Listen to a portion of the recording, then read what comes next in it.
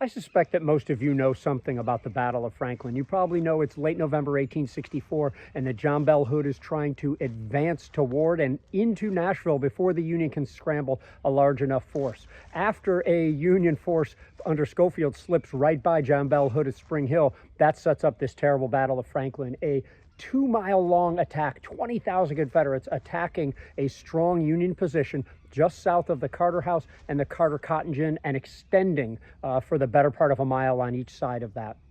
When people talk about Franklin and all of its horrors, the discussion often revolves around both sides of the Columbia Turnpike, where the fighting was particularly fierce, where a lot of Confederate generals will breathe their last. And we have had the most success in not preserving but reclaiming portions of that battlefield, long lost in most ways.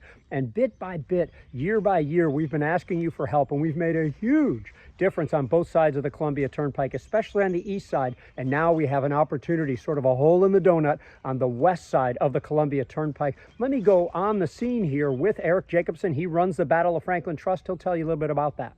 Hey everybody, here we are on the Franklin battlefield. We're just inside the main federal line of defense. To my right, Columbia Pike, and to the north, Carter House, Carter Office, Smokehouse, guns of the 20th Ohio. There was furious fighting through this area on November 30th, 1864, and most of the ground that you're seeing that's open has been reclaimed in the last 15 or 20 years through your efforts, your support, perseverance of many people. But behind me,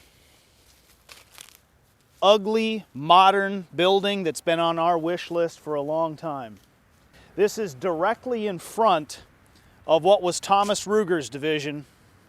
This building has stood in this area since at least the mid-1900s.